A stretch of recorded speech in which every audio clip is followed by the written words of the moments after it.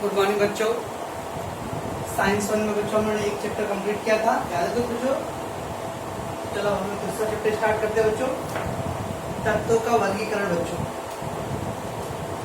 याद है बच्चों, साइंस वन में आपको बोला था शायद कि अगर एक दो चैप्टर, पहला चैप्टर और दूसरा चैप्टर बच्चों ये संभाल लेते हो बच्चों तो बस साइंस में बच्चों दो तीन चैप्टर स्टार्टिंग है जो बहुत इंपॉर्टेंट है बच्चों, उसके बाद एकदम सिंपल है बच्चों।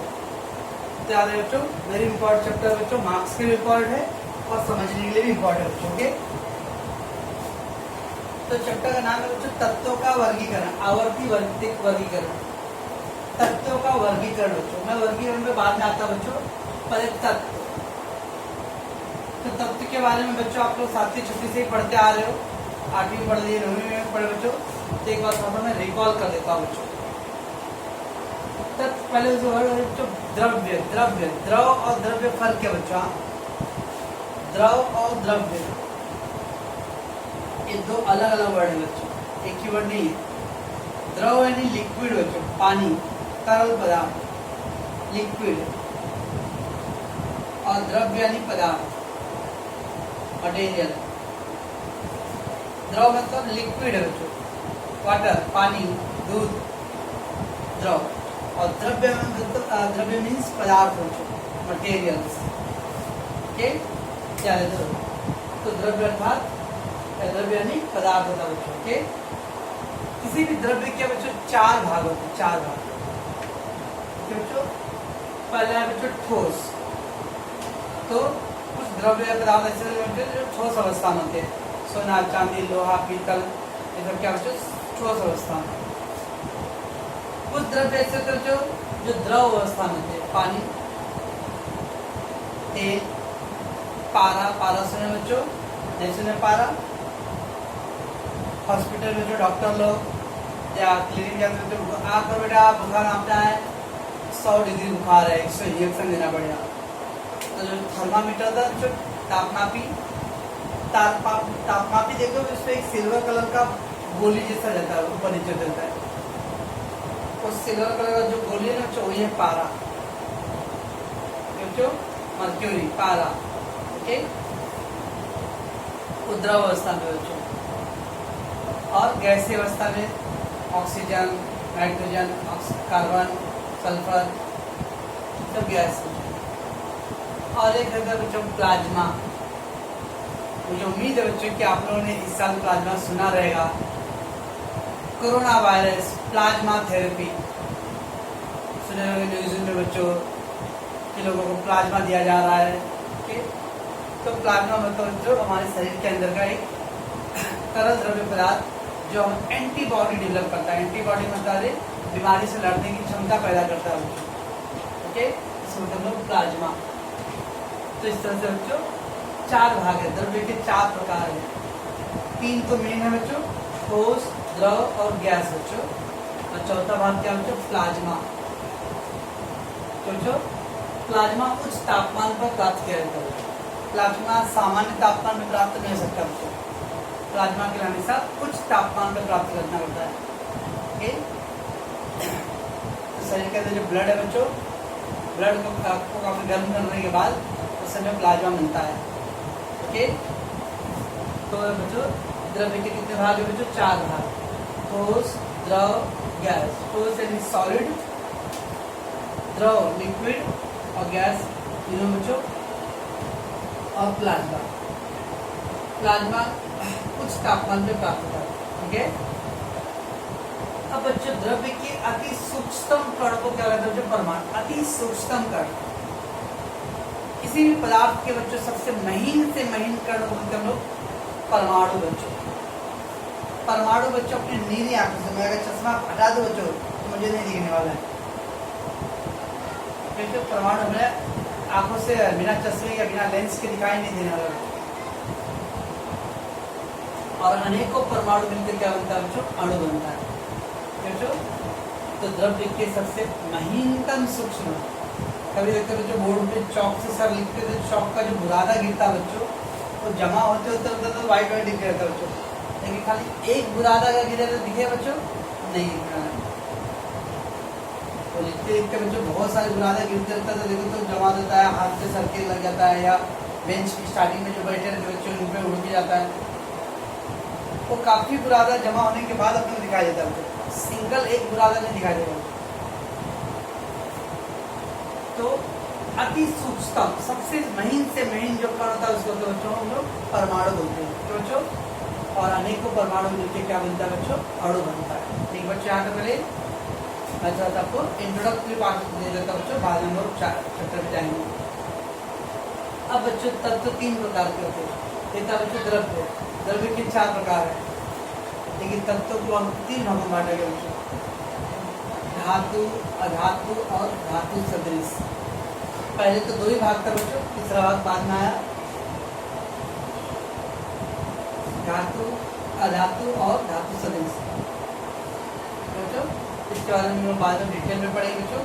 फिर भी धातु बच्चों सोना, चांदी, पीतल, जस्ता, एल्युमिनियम, लोहा, ये सब क्या बच्चों धातु है। अधातु रबड़, लकड़ी, ये सब क्या बच्चों अधातु है, प्लास्टिक। और धातु शब्द बच्चों ऐसे तत्व जिनमें धातु और अधातु दोनों के गुणधर्म होते हैं बच्चों। ऐसे तत्व बच्चों जिसमें धातु का भी गुणधर्म पाया जाता हो और जिसके अंदर अधातु के भी गुणधर्म पाए जाते हो। आर्सेनिक, एंटीमनी, सिलिकॉन, कुछ एग्जाम्पल है बच्चों, आर्सेनिक, एंटीमनी, सिलिकॉन, प्लेटिनम। तो ऐसे धातु होते हैं जो धातु सदृश में आते हैं। ऐसे प्लेटिनम नहीं आएगा बच्चों, आर्सेनिक, एंटीमनी, सिलिकॉन, जर्मेनियम, ये मैं लिख के दूंगा बाद में बच्चों। तो धातु में अधातु और धातु सदृश।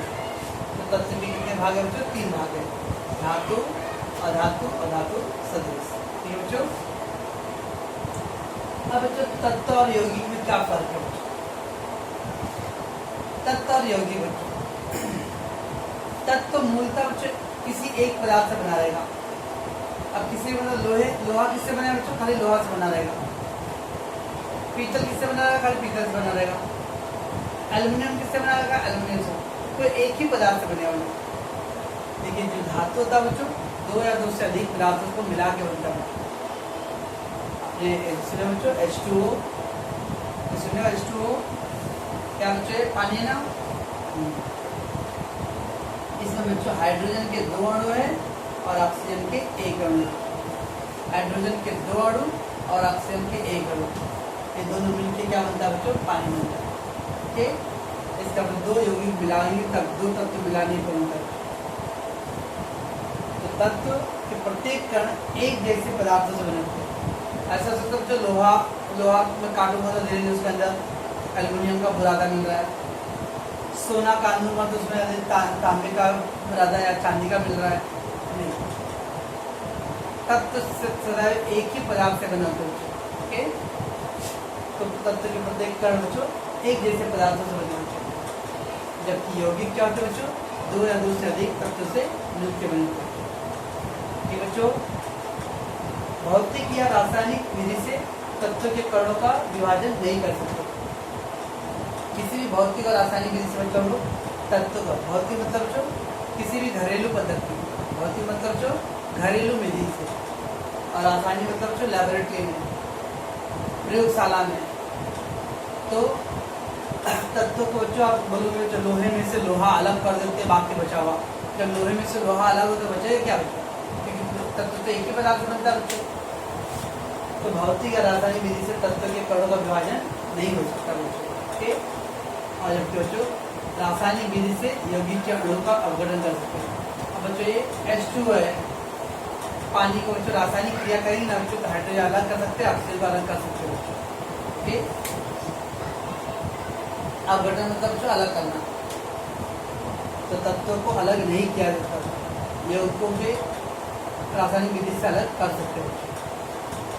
लोहा, तांबा, ऑक्सीजन, कार्बन, ये सब क्या बच्चों तत्व है। जबकि नमक, पानी, शक्कर, ये सब क्या बच्चों यौगिक है। क्योंकि बच्चों ये था बच्चों पहले आपको ना अपना तत्व की जान के 9वीं तक का जो था बच्चों एक बार थोड़ा सा मैंने ब्रीफली आपको तत्व यौगिक के बारे में बताया। ठीक है बच्चों, तत्व सदैव बच्चों किसी एक पदार्थ से बना रहेगा, यौगिक 2 या 2 से अधिक पदार्थों से मिलकर बना रहेगा बच्चों। तत्वों को किसी भी विधि से उसको अलग नहीं कर सकते बच्चों, चाहे वो भौतिक विधि हो या रासायनिक विधि। देखिए यौगिक को बच्चों लोग रासायनिक विधि से अलग कर सकते हैं बच्चों। ओके, और ये उदाहरण है बच्चों आता पहले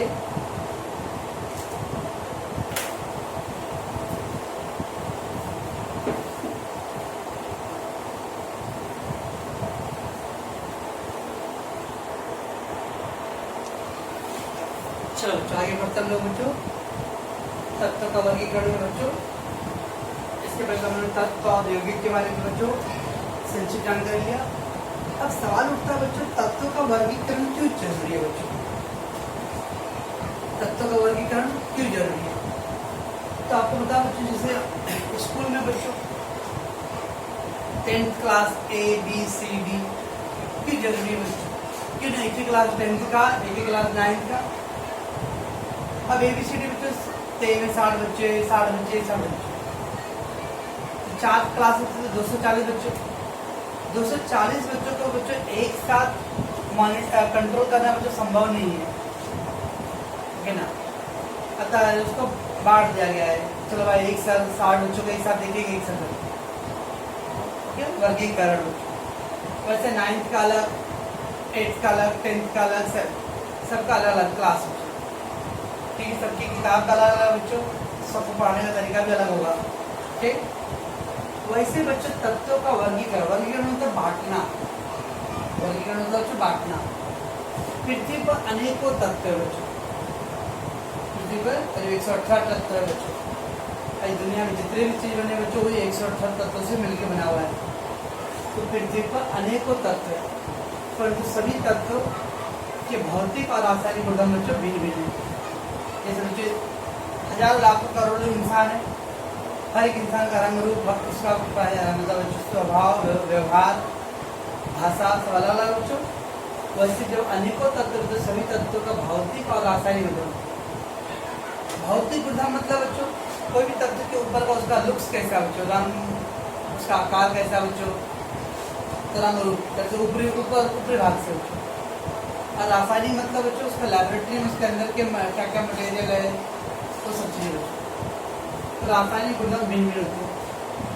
अतः तत्वों की सटीक जानकारी, सटीक मतलब एग्जैक्ट, किसी भी तत्व के बारे में परफेक्ट जानकारी प्राप्त करने और उनके गुणधर्मों के अनुसार उसके उपयोग कर सकने के लिए तत्वों का वर्गीकरण किया जाता है।